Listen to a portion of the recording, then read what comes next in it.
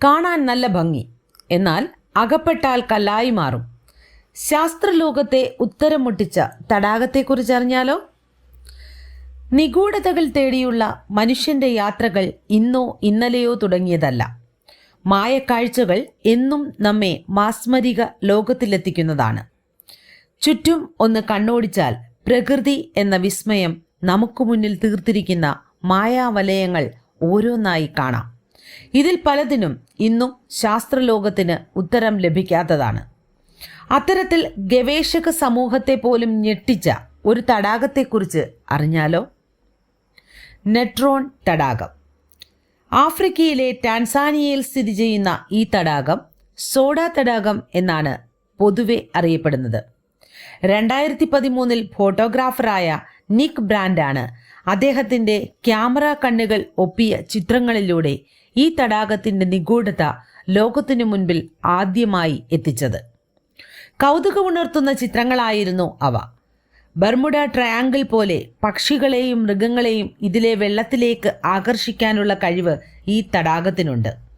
എന്നാൽ ഇതിലകപ്പെട്ട പക്ഷികളും മൃഗങ്ങളും പിന്നീട് കല്ലുകൾ പോലെയാവുന്ന പ്രതിഭാസമാണ് എല്ലാവരെയും ഞെട്ടിച്ചത്. ലോകത്തിലെ തന്നെ ഏറ്റവും കട്ടികൂടിയ ത്വക്കുള്ള പക്ഷികളാണ് ഫ്ലെമിംഗോകൾ. ഇത്തരം പക്ഷികൾക്ക് പോലും വളരെ കുറച്ചുനേരം മാത്രമേ ഈ തടാകത്തിൽ അതിജീവിക്കാൻ സാധിക്കുകയുള്ളൂ.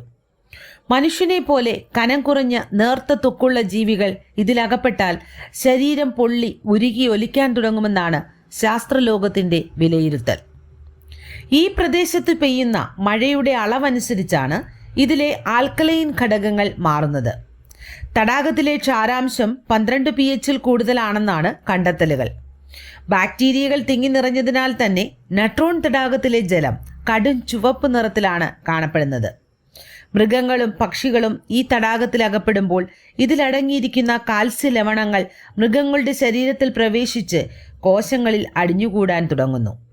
കാൽസിഫിക്കേഷൻ എന്നാണ് ഈ പ്രക്രിയ അറിയപ്പെടുന്നത്.